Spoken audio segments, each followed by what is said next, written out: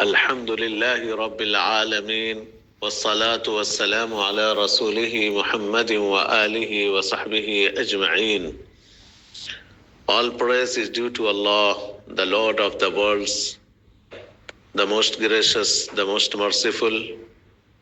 Peace and blessings be upon our beloved Prophet Muhammad sallallahu alaihi wasallam, upon his family and all his companions.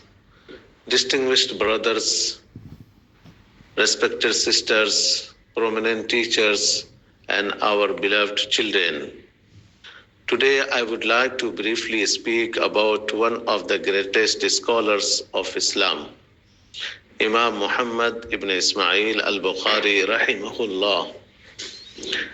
He was born on Friday night 13 Shawwal in the year 194 Hijri and 20 July 810 Iswi in Bukhara, one of the current city of Uzbekistan,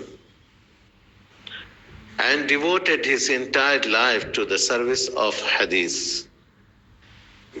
Dear brothers, from a very young age, Imam Bukhari rahmatullahi alayhi showed extraordinary intelligence and a deep love for knowledge.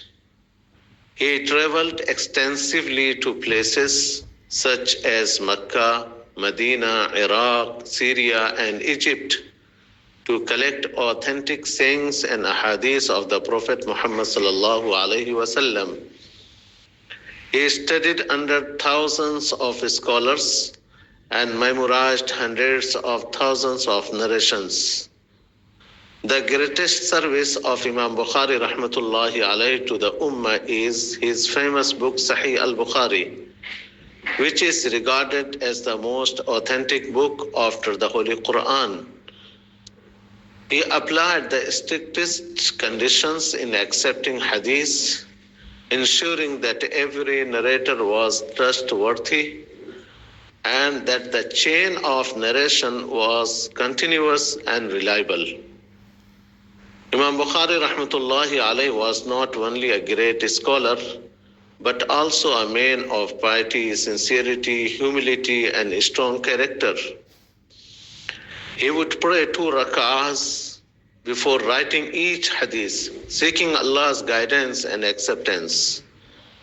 His life teaches us the value of hard work, sincerity, patience, and dedication to knowledge.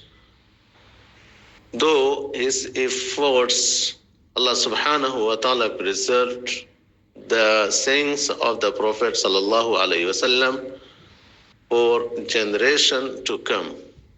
May Allah subhanahu wa ta'ala reward Imam Bukhari rahmatullahi alayhi immensely, elevate his status, and allow us to benefit from his knowledge and follow the path of righteousness. Ameen.